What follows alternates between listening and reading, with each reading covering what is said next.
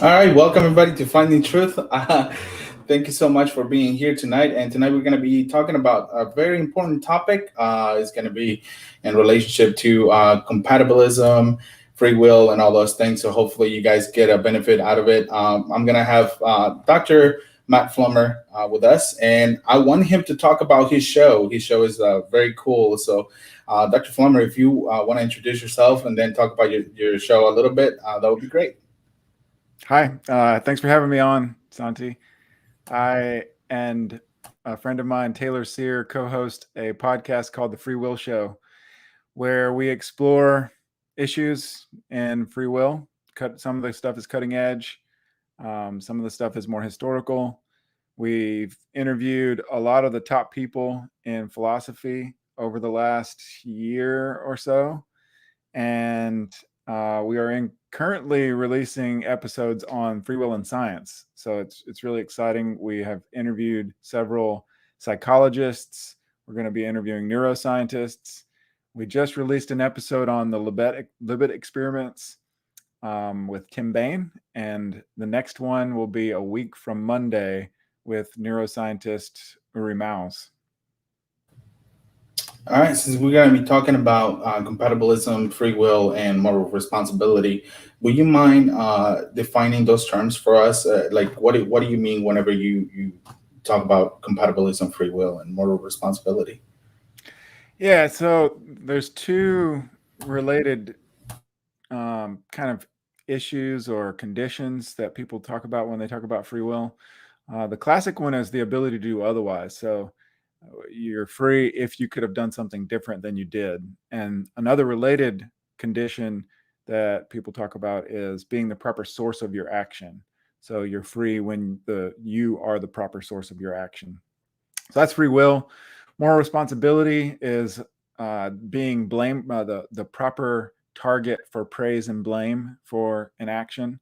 So if you do something like steal, and you are the proper response, or the proper response is to blame you for that if it was something that you did freely. So free will in this sense is a prior condition that has to be met in order for you to be morally responsible for something. So if you were brainwashed into stealing or something like that, then you wouldn't be morally responsible for it because you didn't do it freely. Compatibilism was the other term. I was trying to remember it. Uh, the key issue in a lot of the debates about free will and moral responsibility is whether or not these concepts are compatible with determinism. So determinism is normally defined as the past plus the laws of nature entail a unique future. So given the past and given the laws of nature, there's only one way things can go. And compatibilists say that free will and moral responsibility is compatible with that picture of the way the world is. And incompatibilists say that it's not. So incompatibilists can come in different stripes. You can be an incompatibilist who doesn't believe that free will and moral responsibility exists because you think that determinism is true. Um, or you can be the kind of incompatibilist who thinks that we are free, and so you think determinism is false. And those kinds of people are called libertarians.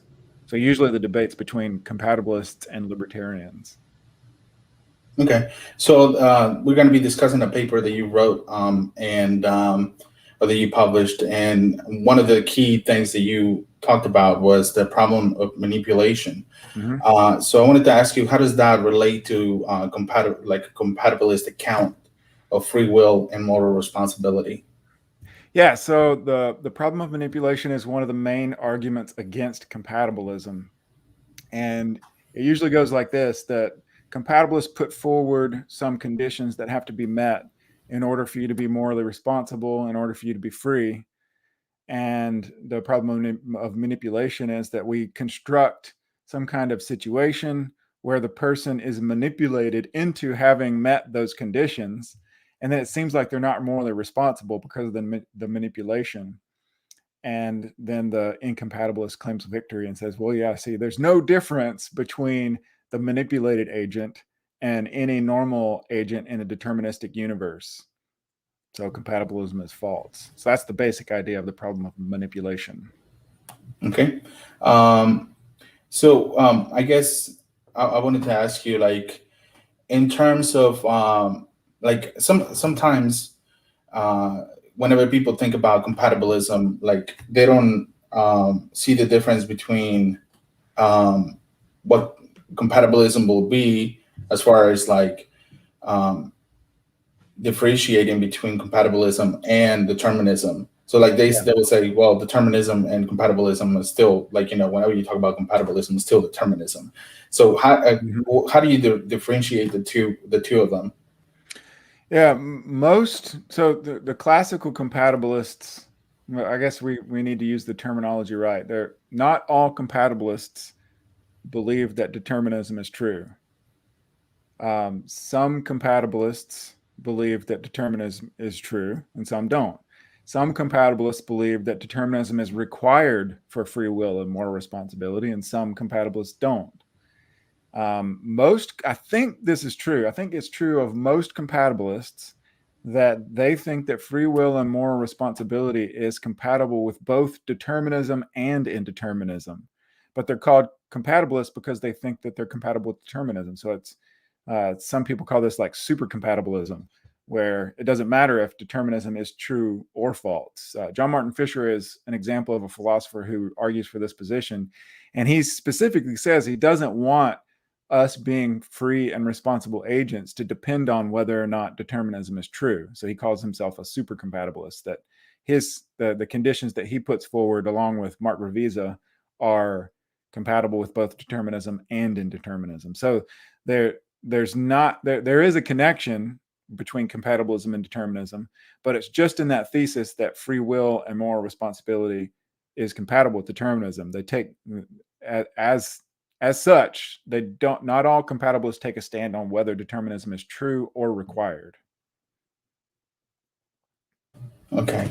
So what are some elements or conditions that are required to ensure that an agent is morally Yeah. responsible for their Mhm. behavior? And I think this is a big question because a Mhm. lot of times people will say that if things are determined, then obviously you don't have moral responsibility or anything like that. Yeah, this is a big question because when a lot of people who haven't really thought deeply about this, when you explain what determinism is,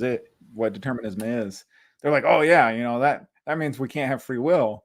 And this comes across in the way that people frame the debate. A lot of times people say that it's free will versus determinism or moral responsibility versus determinism, like these things are mutually incompatible. But compatibilists have a long history of explaining the kinds of things that need to be true about you in order to be morally responsible or free, even if determinism is true. So, a simple one is traced back to a philosopher named Harry Frankfurt. And he says that as long as we've got the right kind of desires and the right relationship between our desires when we act, we're morally responsible. So he distinguished between first order and second order desires. A first order desire is just a desire to do something. Or that would be one example. So if I have a desire to go eat some chips, then I have a first order desire to go eat those chips. The second order desire is a desire about a desire. So if I eat too many chips and I gain weight and I'm like, oh, I wish that I didn't have this desire to eat so many chips. I would be healthier if I didn't eat so much junk food. So that desire about the desire to eat chips is a second order desire. And he also had another like a term that he used called affective desires. And the affective desires are the first order desires, so the desires to do something that actually move us to act. So we have lots of desires that don't actually move us to act. Like sometimes you just get a really quick whim or something like that. You're like, oh, I should do, this. And you're like, oh, wait, that's a bad idea. I should not um, run around in the middle of summer here where I am at in California when it's 115 degrees. Because that would just be a bad idea. And so you have this desire that comes at you and you don't act on it. So the effective ones are the ones that actually move you to act. All right, so we've got first order desires, we've got second order desires, and we've got effective desires. And Frankfurt says that in order to be morally responsible, you have to be wholehearted. And in order to be wholehearted, you have to have a second order desire that second order desire is to have an effective desire to do the thing that you want to do. So let me unpack that a little bit. So remember, an effective desire is the desire that moves you to act. So I might have competing desires, like I want to be healthy, so I want to eat less chips, and I want to go exercise in order to be healthier. So I have these competing desires. I want to sit on the couch and eat chips, and I want to go exercise. Now, I also have a second order desire that I want my first order desire to go exercise to be the effective desire. So in that case, I have a second order volition, the desire to have an effective desire. And when I have a second order volition to have an effective desire to go exercise, and there's no internal conflict about what I ought to do. So I'm like, if there's no internal conflict here where I'm like, oh yeah, that's what I should do. And the desire to sit on the couch and eat chips is really not that strong. So there's no conflict. In that case, I'm wholehearted. And if I'm wholehearted when I do something, then I am morally responsible for it. And all of this is compatible with determinism. I can have first order desires, I can have effective desires, I can have second order desires, and have that right relationship between these desires if determinism is true. And one of the things Frankfurt does is to distinguish between somebody who's wholehearted. So when I actually do exercise, and I've got the second order volition to have the effective desire to exercise, and there's no internal conflict, I'm wholehearted. Well, we just imagine people who are not wholehearted. And maybe this will help because there's a lot of terminology here that might be new for some people. So imagine a drug addict who has the first order desire to take the drug, but they also have the second order desire to not take the drug. In this case, they do have a conflict, an internal conflict within themselves. They want to take the drug, they don't want to take the drug. And then they have the second order desire that they wish that desire to not take the drug is effective, that actually moves them to not take the drug. In this case, if the desire to take the drug moves them to act and becomes their effective desire, and they've got this internal conflict about what to do, then they're not morally responsible in this case because they're not wholehearted in doing what they want to do. All right, so this is a kind of view. Sometimes these are called like a hierarchical view or a mesh view, where you have to have the right kind of psychological states and the right relationship between the psychological states in order to be more morally responsible. And as long as that's true, it's kind of like a sufficient condition. If you have this condition that's met in your psychological states, regardless of whether determinism is true, then you are morally responsible for what you do. Okay, so I just wanted to clarify that this is a paper that you wrote, and basically what you were doing is briefly giving the view of two other philosophers, and then after that you went ahead and basically pointed out a few issues that you found with the things that they were saying with their paper.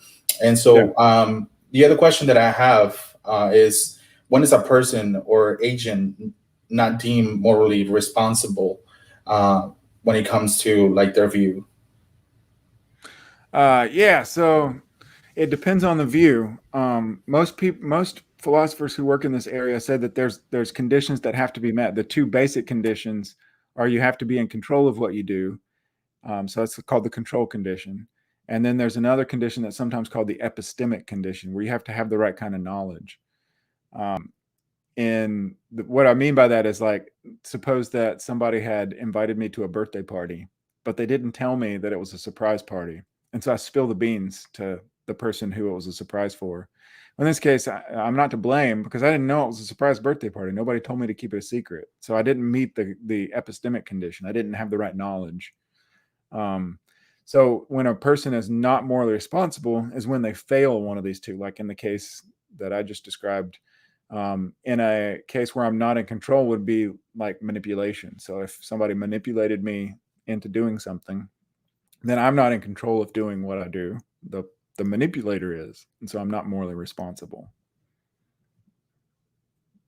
Okay, so what are some of the two, or what are some of the two problems that you saw with relational authenticity? Yeah, before we get into relational authenticity, I think maybe we can back up a little bit and talk about Okay. the compatibilist's response to the problem of manipulation. So we mentioned the manipulation, and you can imagine how this would work with somebody like Frankfurt. So it's a sufficient condition to be morally responsible. All that's required is that you have the right psychological states and Right. when you act.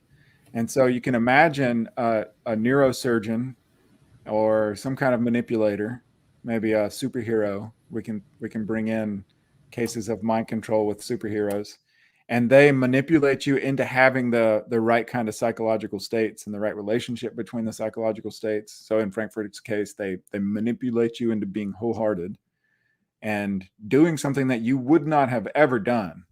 So imagine like your grandmother, like the sweetest person you've ever met, and they manipulate her into having Charles Manson's psychological profile where he's wholeheartedly in favor of going out and murdering someone. Well, in that case, we would say that they're not morally responsible. So Frankfurt's case is or Frankfurt's conditions for moral responsibility are non-historical. That's what sometimes they're like called like a snapshot view or a structuralist view. There's different names for these kinds of views. So the structuralist view says that as long as you have the right psychological structure, you're morally responsible. And Frankfurt bites the bullet in the case of manipulation. He's like, yeah, like, sorry, like the manipulated person is morally responsible. We've got to, that's just what my view entails. So I'm going to accept it. And it's kind of a hard bullet to bite. A lot of compatibilists weren't willing to bite that bullet. And so they came up with new conditions that avoid the problem of manipulation by pointing to the history of the psychological states themselves. And so they say, well, look, if you think about how this person came to be the way they are, like the sweet grandma who has Charles Manson's desires, well, she had no part in developing those desires at all. Like it comes out from the outside of her and they're forced on her against her will. And so perhaps what we need is some kind of historical condition that focuses on the history of the psychological states. This way we can avoid manipulation worries because we can point out, like, because she had no part in acquiring these desires and she has no part in, possessing them at that moment, then she's not morally responsible. And different philosophers have different views when it comes to historicism. In general, we can break them up into three broad categories.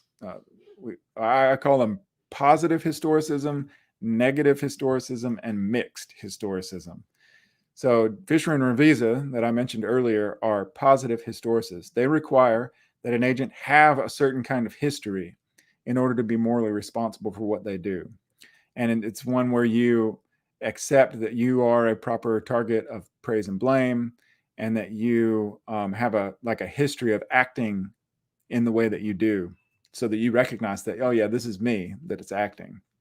Negative historicists, instead of saying that you have to have a certain kind of history, they point out cases of people who don't have a history at all.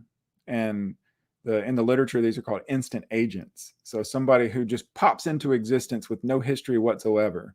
So just imagine like Pinocchio. Pinocchio was a wooden puppet. He was not an agent. And then all of a sudden he just pops into existence as at least, if not a person, then something that's very similar to a person. So you can imagine a person popping into existence who has no history. So Fisher and Revisa is going to have to say, at least for a while, Pinocchio is not morally responsible for anything. He hasn't gone through the proper history in order to acquire the property of owning those psychological states. So the negative historicist wants to be able to say, well, maybe some instant agents are responsible for their first few actions. And instead of having a positive historical condition, they want to have a negative one. So that as long as your mental states or values or beliefs or whatever that are going to be required for being morally responsible, the ones that you act on, as long as they weren't acquired in a way, in a bad way, depending on how you want to cash it out. Some of them say, as long as they're not acquired in a way that bypasses your ability to control your mental life, then you are morally responsible.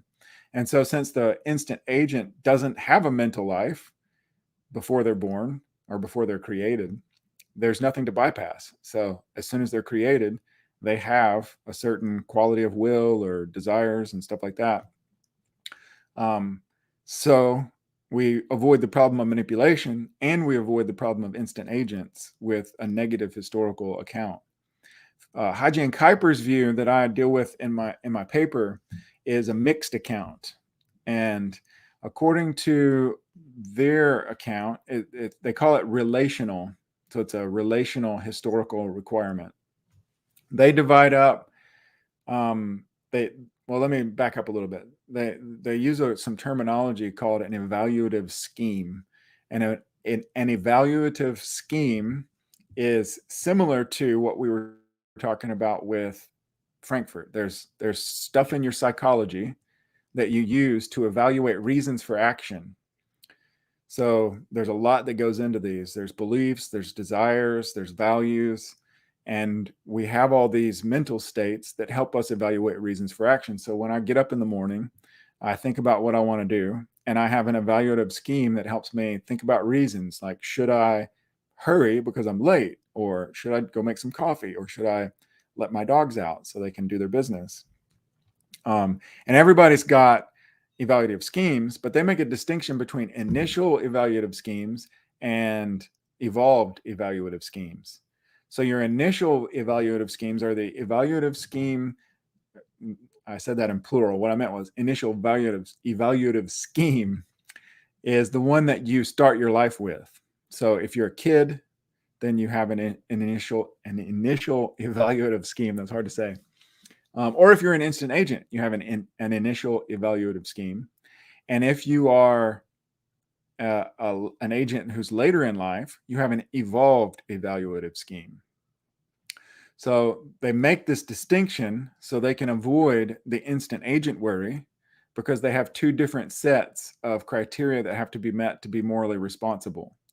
The initial evaluative scheme is supposed to be the criteria that have to be met in order to be morally responsible for your first few actions. The evolved evaluative scheme are the conditions that must be met in order for you to be morally responsible for the actions that you perform later in life. Okay, that was a tongue twister, all those evaluative scheme things. So what are the conditions? The evolved schemes are a little bit easier to understand. They're similar to the negative historical conditions. A later evolved scheme is authentic as long as the changes that come about to it are acquired in a way that does not bypass an agent's authentic scheme, a pre-existing authentic scheme. So we avoid the worry of manipulation with this, because during manipulation, the manipulation bypasses an agent's authentic scheme. Initial schemes, these are the ones that are more tricky. So an initial scheme's authenticity is forward-looking. And what they mean by that is, since the agent is a new agent, like imagine an instant agent who pops into existence with an initial evaluative scheme, there's no history there, so we can't point to that. And there might not be any kind of action or anything like that at the moment, so we can't point to that either. What Haji and Kuipers want to do is they want to point to future behavior. So it's relational in the sense that it's being authentic is related to the future behavior that results from this initial authentic scheme. And so that's kind of weird. Well, how does that work? Well, if there are any elements in that initial scheme that they call authenticity destructive, and authenticity destructive elements are those that are incompatible with responsibility for later behavior, then that agent is not responsible for acting on that initial scheme. So you can't have any authenticity destructive elements in your initial scheme. And what's going to determine whether it's authenticity destructive is whether you have later behavior that is incompatible with responsibility. So that's why they call it relational. It's related to the future or later behavior that issues from that initial scheme. So that was a lot. we can stop here and talk about clarification. Well, no, there's a few questions in the chat that I think relate to a little bit to this, and they're pretty interesting. But I was gonna say that there was like on the last maybe like 15 seconds, there was like a little bit of lag, and we couldn't hear a little bit of what you were saying. Oh, But yeah. yeah, but that's totally fine. I think what you said at the end kind of like sort of like clarified that. Okay. Um, so, what are some of the problems like that you saw like whenever you wrote this paper Hmm. in terms of like this view? Yeah. So the the main point that I wanted to make is the authenticity destructive aspect of an initial scheme. That this relational authenticity that Hodge and Kuipers want to point to for you're Mhm. responsible as long as there's no authenticity destructive elements, and the authenticity destructive elements are the ones that are incompatible with later behavior. I wanted to point out that this is not a helpful criteria for moral responsibility, because you can have two different people who have exactly the same initial schemes, and yet one of them acts on an authenticity destructive element later in life, and the other doesn't, but they have the same initial scheme, and one of them is going to have an inauthentic scheme, and the other one is going to have an authentic scheme because they acted on their scheme that was incompatible with moral responsibility. So here's a concrete case. Imagine two people who have identical initial schemes. Let's just this is going to be true for our example by stipulation. These two people, let's say they're both soldiers in Nazi Germany. They both were raised by very similar families. They have very, we'll just say that they are qualitatively identical initial schemes because of the way they were raised and the culture that they were raised in. Well, since they were raised in the Nazi regime, they both were brainwashed into having racist desires. Now, imagine that. So for Hodge and Kuipers, in order for the initial scheme to be authentic, you have to, or excuse me, in order for it to be inauthentic, you have to act on later behavior that is incompatible with moral responsibility. So if both of these soldiers were brainwashed to have racist desires and hate Jewish people because they're Nazis, um, they both have qualitatively identical initial schemes. One of them acts on those desires that were brainwashed into them, and the other one dies before he's able to act on these desires. Well, they both have qualitatively identical initial schemes, but only one of them is going to have an inauthentic initial scheme because he acted on these desires that were brainwashed into him. The other one never acted on them, so they're not inauthentic, even though they started out exactly the same. So I thought that this kind of case shows that the Hodge and Kuiper's conditions for initial authenticity are vacuous. They don't really do any work. The thing that's doing the work is whether or not a person meets the conditions for moral responsibility when they act, not these initial schemes. Okay. um, when I read that part of the paper, I think that one of the things that came to mind is that there is certain things when or examples when somebody will say, as long as you don't act upon whatever, then there's nothing wrong with that. And so, like, for example, if you were to say that you have a desire to do something totally horrible, some people will say, as long as you don't act upon that thing, that means that there's nothing wrong with whatever desire you have. And so I think that kind of correlates a little bit to some like what you just said. Yeah, and I think it probably depends on this is a philosopher's answer. It depends on the details of the case that you're thinking about. And I want to say something like, well, it depends on how you got that desire. So I imagine like an addict, you can think of any kind of addiction, and this person freely acted on a desire like before they became an addict. and they ingrain that desire deeper and deeper into themselves to where they get to the point where they're just like an addict now, and they have a really hard time giving up the thing that they're addicted to, whether it's smoking or whatever.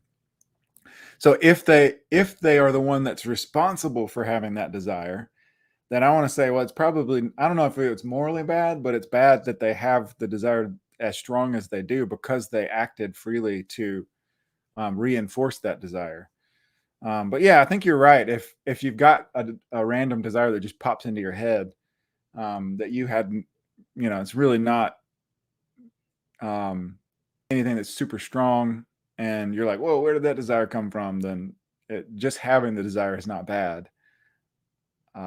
But definitely acting on it is. So yeah, the future behavior is what's important in cases like that.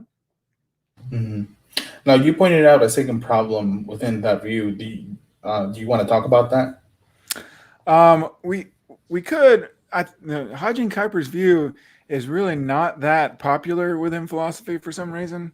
I think maybe it would be helpful if we switched into. So I critique their view of authenticity for an initial kind of scheme, and I put forward my own view that, if you don't mind, we can talk about that instead. I think it'll be more interesting than the other problem.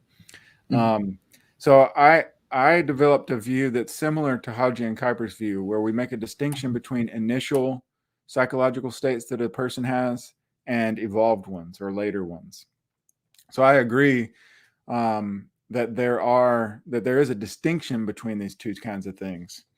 And instead of having a relational historical condition, so Haji and Kuiper's call it authentic. Fisher and Revisa call it an ownership condition. So Fisher and Revisa's ownership condition, it requires that a person acts on a mechanism that's receptive to reasons, so that there's a reason-responsive view. And the ownership, it has to be a mechanism. Let me back up just a little bit. So you have to act on a mechanism in order to be responsible for, in Fisher and Revisa's view. And that mechanism has to be reasons responsive, but it has to be your own mechanism. And so this is where the ownership requirement comes in. And a mechanism is just any way that an action is brought about, like deliberation or acting on a whim or habit or whatever. So in order to meet the ownership requirement for Fisher and Revisa, an individual has to see himself as the source of his behavior. He must accept that he is a fair target for reactive attitudes.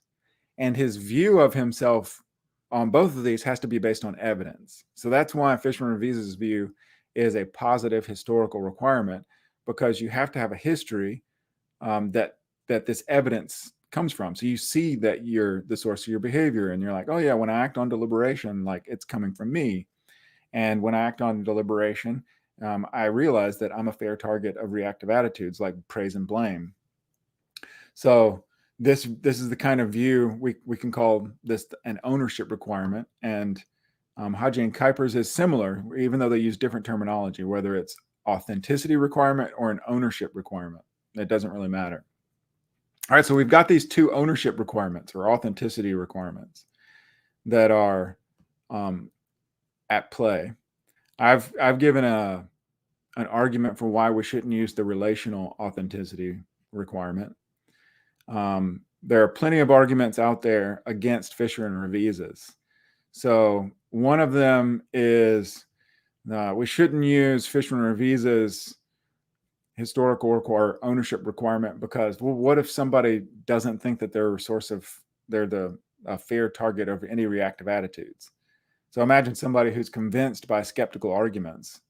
They've read a bunch of the literature in moral responsibility, and they think determinism is true. And so they don't think anybody's a fair target of reactive attitudes. Nobody's morally responsible for anything.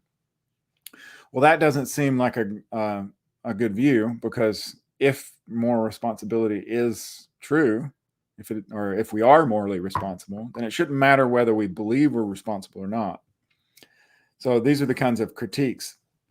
Other kinds of critiques, we could go back to the instant agent argument. So an instant agent is not going to have a view of himself as the source of his behavior or as the fair target of reactive attitudes that's based on evidence, because he doesn't have a history. There's no evidence. So that's why people like Almeli opt for negative historical condition. Well, I kind of like ownership conditions. And I proposed in the last part of the paper that there are two other ownership conditions that are better than Haji and Kuiper's. Fisher and Visas is one of them, where we take ownership of things over a process, a historical process where we've acted in certain ways and we come to see ourselves as morally responsible because of the ways we act. I think a better view is one where all of our initial states are, sometimes philosophers call this your endowment. It's what you are kind of brought into the world as, because nobody's responsible when they are brought into the world as babies. No babies are responsible because they're not in control and they don't know anything. So they don't meet both of those requirements. Well, somewhere along the line, we become morally responsible agents, and it's really hard to figure out when that is. And part of the problem is this ownership requirement. So I propose that all of our psychological profiles, well, our endowment, whatever you want to call it, that we get from nature and nurture, from our culture, our environment, the way that we were raised, and our genetics, however that works out psychologically, that we just have to kind of play the hand that we're dealt with. That everything you start out with, whether you're an instant agent or a child who's developing into a morally responsible agent, is starting out with the stuff that they have, and you have to work with what you got in a way. And so they're all owned automatically in virtue of being in your head as part of you, as part of your mind, however you want to cash that out.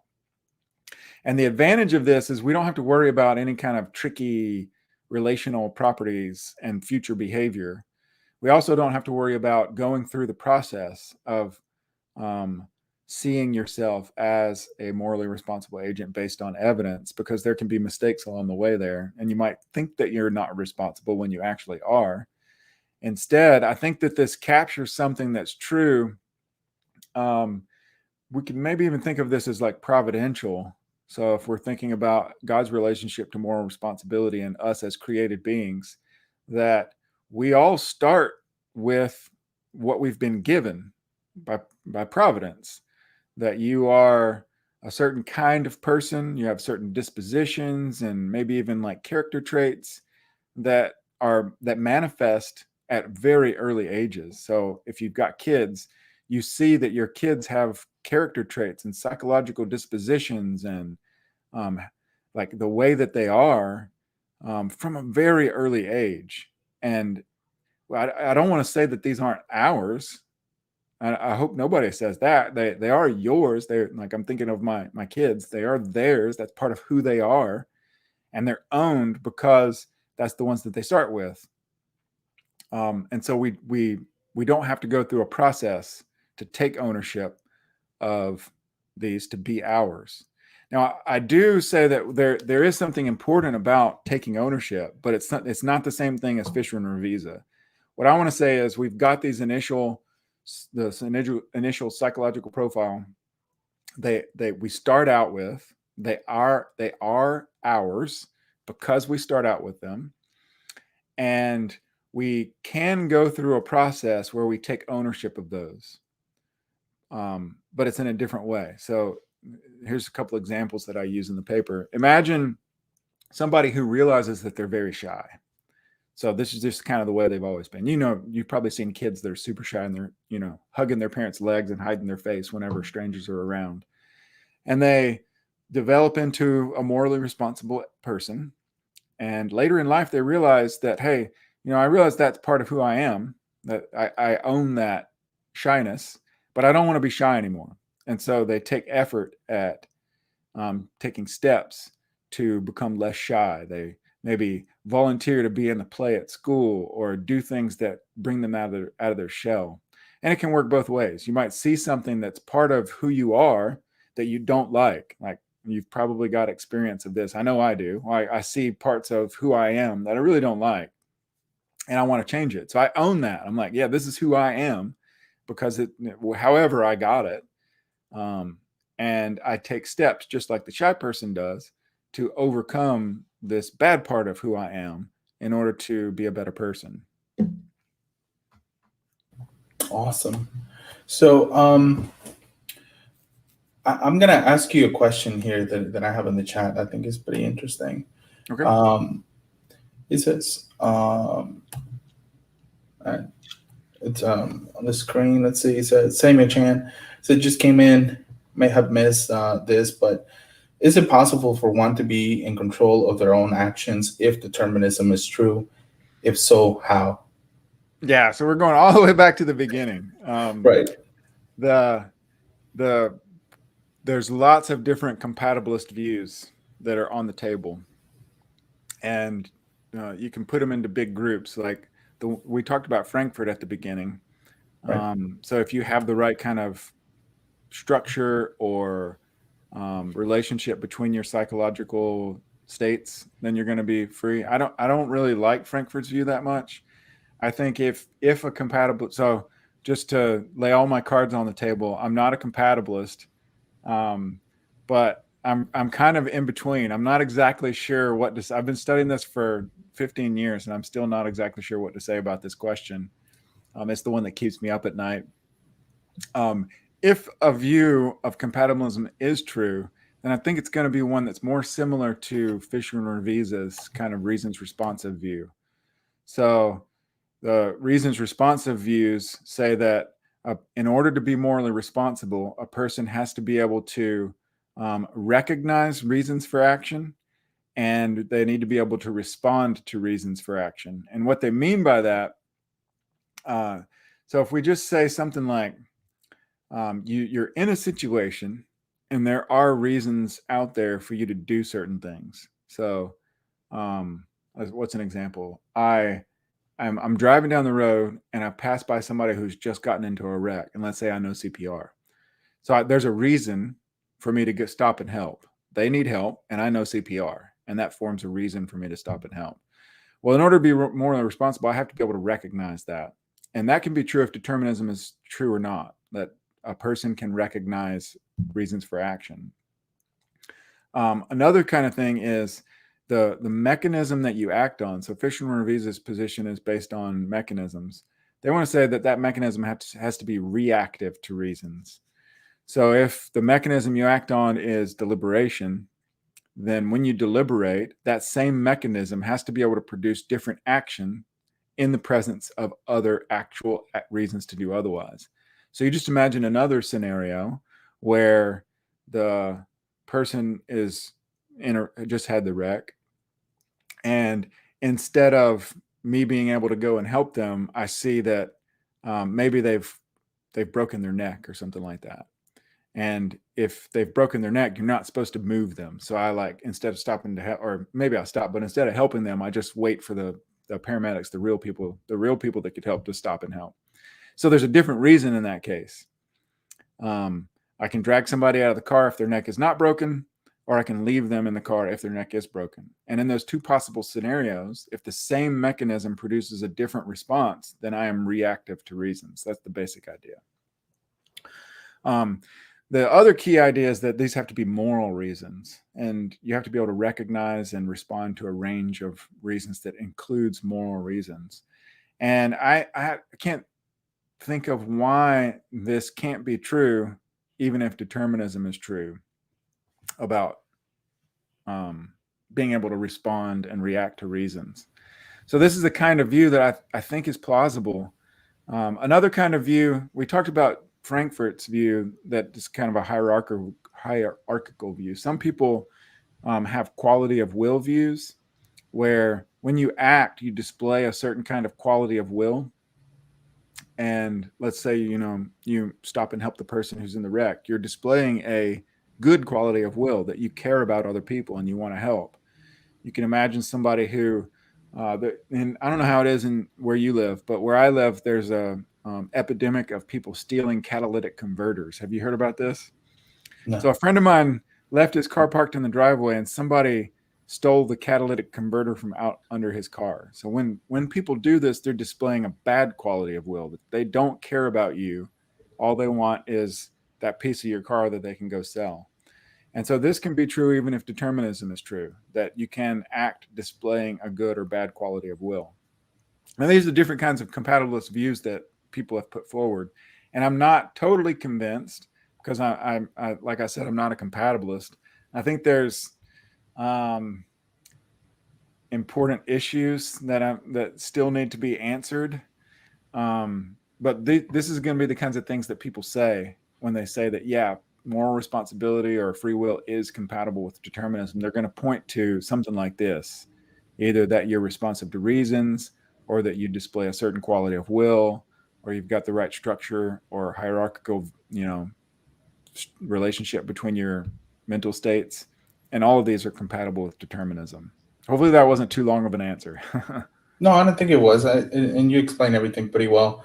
I guess whenever I was thinking about that, one of the things that overall in the whole conversation, like babies were mentioned and all those things, being responsible, psychologically speaking, it has been said that babies don't become aware of their surroundings until they're like 1.5 or something like that, around that age.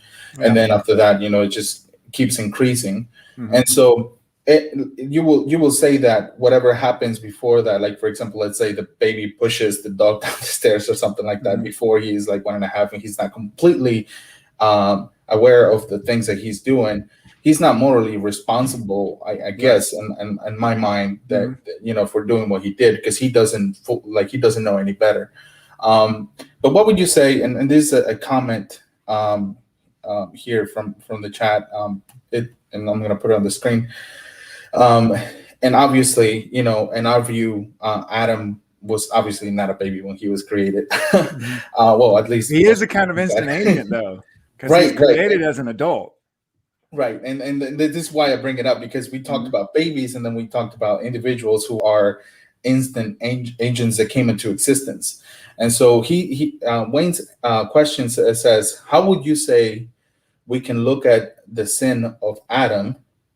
Was he manipulated indirectly by God as the serpent, and the tree was both placed by him into the garden?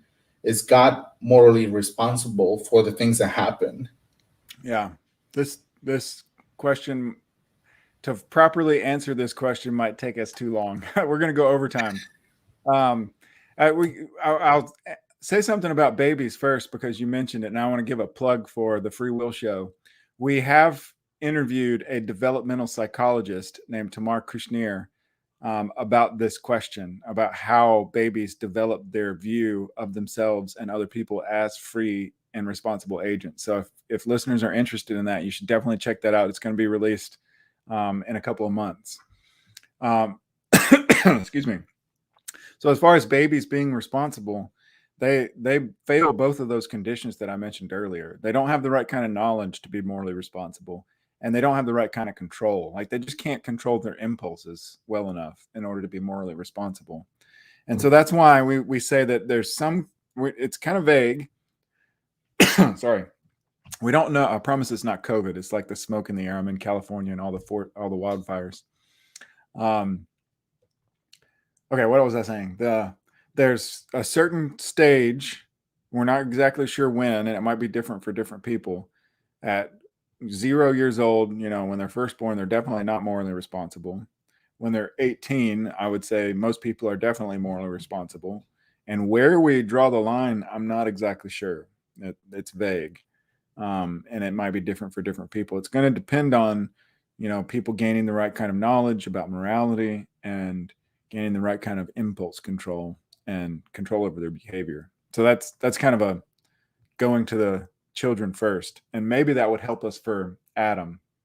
So when Adam was created, he's a kind of an instant agent where God just kind of pops him into existence out of some dirt and breathes into him and makes him come alive. At that moment, when Adam was first born, or born is the wrong word, first created, I'm not sure if he was morally responsible. It wasn't until he gained some moral knowledge from God. So in the story, God tells him what he can and cannot do. And I think it's at that moment that Adam gets the knowledge necessary in order to be more morally responsible. Now, whether he had the control, there's a lot of details that are left out of the story. So we'll just go ahead and assume that he had the right kind of control to be morally responsible. But once he's given that command by the person who brought him into existence, I think he had the right kind of knowledge in order to be morally responsible. Now, what were the commands? Well, he was allowed to eat of all the trees except for one, and God told him, don't eat it. You can eat all the other ones, don't eat that one. And that's the one command that he and Eve failed. Well, so was God manipulating Adam by allowing the serpent to enter the garden and tempt him? And it depends. This is my wishy-washy philosopher answer. It depends on what you mean by manipulation. So I think there are kinds, not all manipulation is bad, and not all manipulation undermines moral responsibility. So there is a kind of manipulation that is good. Like you can imagine cases where, let's say that raising kids might be a kind of manipulation where I give threats to my kids. I'm like, if you don't, do your homework, you can't play video games. Or maybe I use bribes. I'm like, if you eat all your vegetables, you can have ice cream. So this is a kind of manipulation. We're not using rationality and reasons to get them to accept the conclusion we want them to accept because they're kids. They're not going to respond to reasons like an adult would. So we use threats and bribes to get them to do what we want them to do in a benevolent kind of way. So it's a kind of manipulation. But it doesn't seem like it's wrong. It seems like, well, yeah, that's the right thing to do in that situation. You want to help your kid develop and be the right kind of person, even though they can't or are not able to respond to reasons like an adult would. So that would be like a kind of benign or benevolent manipulation. So it's not always wrong. And what was the other one? I just totally forgot. Help me out here, Santi. Well, basically, I just lost my train of thought. You said that there was two kinds of manipulations. One's that, like, for example, you as a father, when you're raising your kids, there are certain cases in which it is a good thing for you to manipulate your children. Like, for example, if you go and do something. And then there's another kind of manipulation where, like, it could be bad. Like, it is bad that you manipulate somebody. Yeah, right. So it could be bad if you're manipulating somebody into doing something bad. It depends on what your relationship with that person. Like, as a parent, you have a special relationship to the kid to help them develop into the kind of person that they need to be.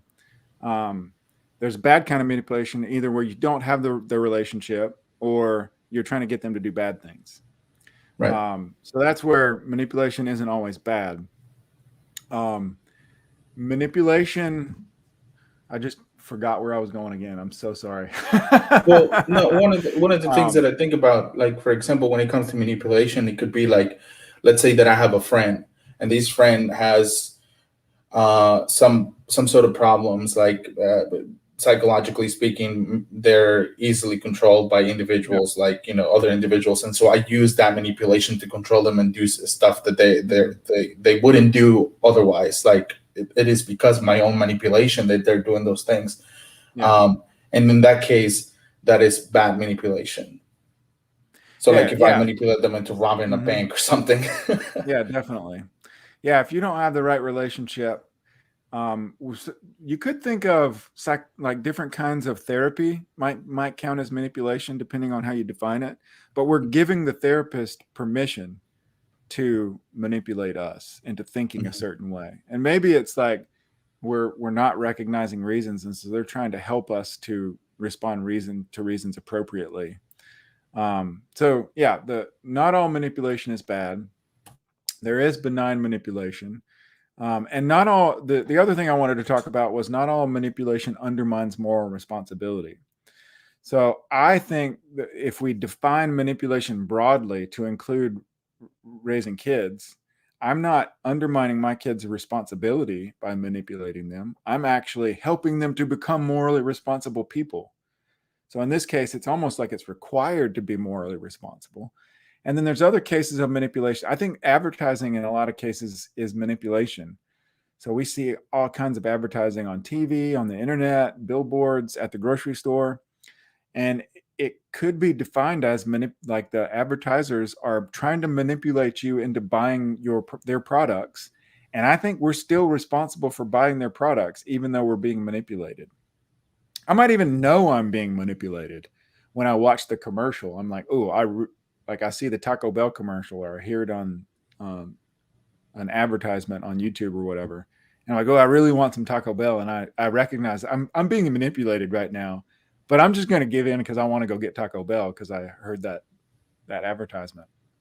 So so it's not always wrong. Sometimes it's benign or benevolent, and it doesn't always undermine our responsibility. So when you recognize that if we define manipulation broadly like this, it kind of takes the thrust maybe away from the question, was God manipulating Adam? Because it could be like a benign or a benevolent kind of manipulation, or it could be the kind of manipulation that doesn't undermine his responsibility. Now, do I think that God manipulated? I don't think that God manipulated Adam by putting him in that situation. I think more would have to be true of the situation in order for God to manipulate him. One of the reasons I don't think God manipulated Adam is because God just straight up told him, this is what I'm doing. I'm putting you in this garden and I'm giving you all this delicious food to eat from. Like there's tons of trees. You can eat from all of them. Just don't eat from that one. So he's like telling him, this is what I'm doing. Don't eat from that one. And so I think in most cases of, maybe not all, but in most cases of manipulation, there's at least a little bit of deception. Or if there's not deception, there's not the whole truth. The whole truth is not being revealed. So in the case of like advertisement, you think of the whole truth is not being revealed here. This product will not make you happy. They don't say that. But does that make sense? Yeah. I would think that Yeah. God is not manipulating Adam. Mm-hmm. Yeah. And then, well, Shannon asked a few different questions. One of them, in relationship to manipulation, manipulation is just an influence, but not a cause, like compatibilism is, right? Like that's her question. It could go either way. So the manipulative influence, like advertising, might not cause you to do anything. If I'm aware that I'm being manipulated, when I go into the grocery store and I see all the advertisements and I see the way that the store is set up to draw your eyes towards certain products, if I'm being diligent, then I know I'm being influenced, but I cannot give it, or I can, kind of force myself not to give in, and I just stick with my list. I'm just going to get what I need, and I'm going to get out of here without buying impulse stuff. They always leave the stuff by the checkout counter for impulse buys. Well, that's a kind of manipulation. And it could be influence without cause. But there are kinds of manipulation that are causes. So in the argument, the manipulation argument against compatibilism, the manipulation does cause you to behave in a certain way. And that's kind of what makes it so impactful, such a powerful argument. I could just imagine the manipulators manipulating me into meeting the compatibilist conditions for moral responsibility and performing some evil action at the same time. And so in that case, it is a cause. So it could go either way. Okay. And then she asked another one: could Adam have not eaten from the tree then? I think that's a question people who've read the Bible have wondered about for thousands of years. And I don't know if we're going to answer that one now. I mean, you could say that in some possible world he didn't, but then I don't know. Yeah, You can make all kinds of speculations. It depends on a lot of factors. Like when I at first glance, I want to say maybe, I don't know, but in another sense, I'm like, well, probably not, because if I would stay in the garden for a Oh, we long can't. enough time, are we cutting out? Yeah, right after you actually, like when you guys started. Yeah. So I'll start over again. I imagine this case, and when I first hear it, and somebody asks me, "Well, could Adam have not eaten the apple or whatever the fruit was?" And I want to say, "Yeah, like it seems like he could not have." But then I imagine like him staying in the garden for longer and longer periods of time, and the snake keeps coming back. And if he was there for an infinite amount of time, like I don't know, maybe he would eat the fruit and fall. I don't know. It's an interesting question. And C.S. Lewis actually has a series of books that aren't as popular as the Chronicles of Narnia called the Space Trilogy. And he imagines a world that didn't include the fall. So he goes to other planets and there's aliens there. And on one of the planets, everything's good. Like the aliens didn't fall, even though they were tempted. So it seems like there, like you said, maybe there is a possible world where Adam didn't fall because C.S. Lewis wrote a book about it. Well, I mean, It going into wasn't his Adam; it was a different alien. But right, I and don't it know could what's have possible been in this case. it could have been one of his kids, and if it was one of his kids, what would be the consequences then? Yeah. Yeah. And then she asked another question. She's asking if you're a Calvinist. uh,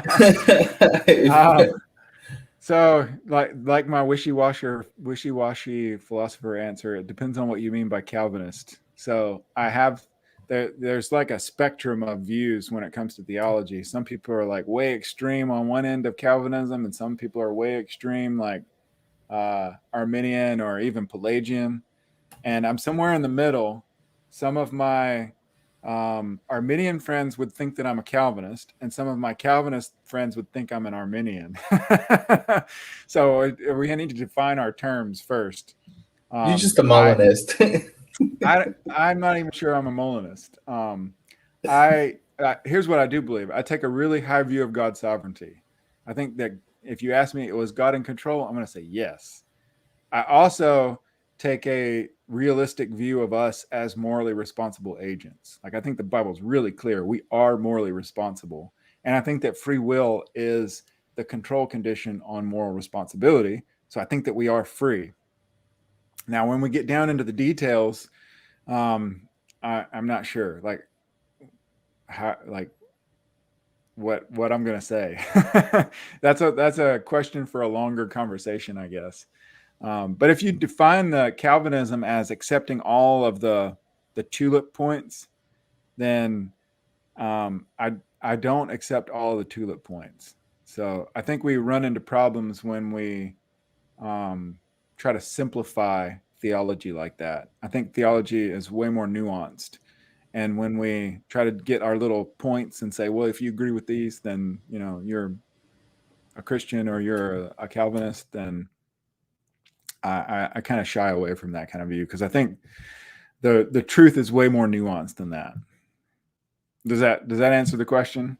I think it does. And then just some final thoughts right here from Wayne. He said, I think if Adam could have chosen otherwise, then Jesus could have been uh, plan B, and Adam could have possibly chosen or chose something outside of God's dictative will, and God will be responding to Adam's choice. I think, yeah.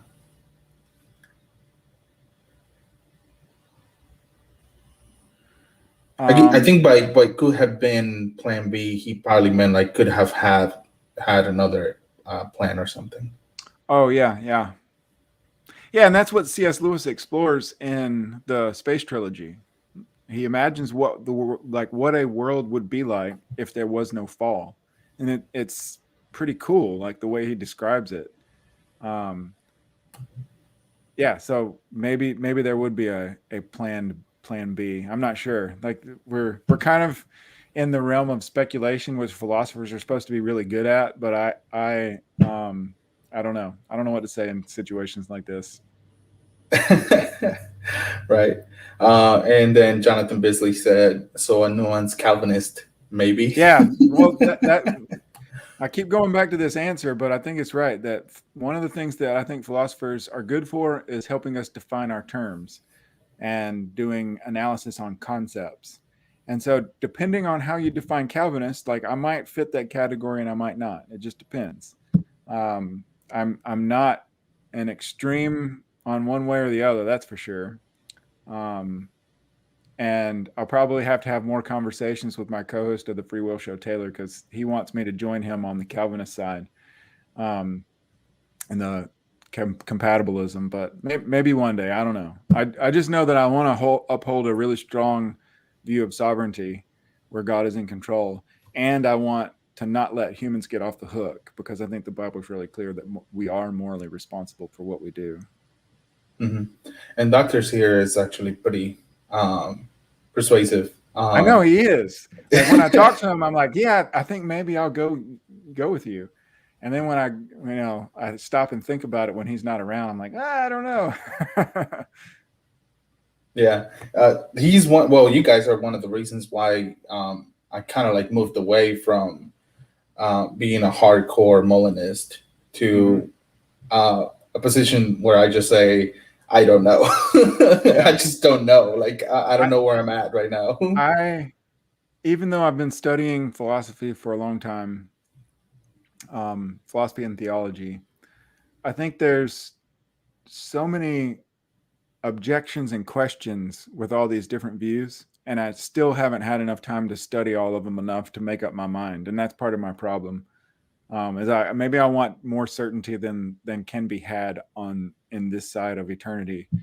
But I think that all of these are live options. I think Molinism is a live option. I think Calvinism is a live option. I'm probably not going to go all the way Arminian, but again, it depends on how you define the terms. So I guess we'd have to have a whole episode where we just define terms and say, well, I'm not that. I am okay with that. Amen. Well, thank you so much for being here tonight with us. And do you have any final thoughts? No, I appreciate you having me on. This was a lot of fun. I enjoy talking about this kind of stuff. And thanks for the questions that came in. All right. Well, thank you everybody for being here tonight with us. And I really appreciate the fact that you all took the time to be here with us. Don't forget to subscribe to Finding Truth. Here, I have a t-shirt. It's brand new. And so I just wanted to show it to you guys. And I'm in a hotel, so it's not the original setup that I have for everything. And thank you guys for everything. Dr. Flummer, thank you so much. Go and check out his channel. I mean, he does have a YouTube channel, but that's where they put most of the stuff from the Free Will Show. So if you guys want to check that out, I totally, it will be worth your time. They have amazing people there, and all the topics are really good. So thank you all for being here. freewillshow.com. Amen. All right. Well, you all have a good night. Thank you so much.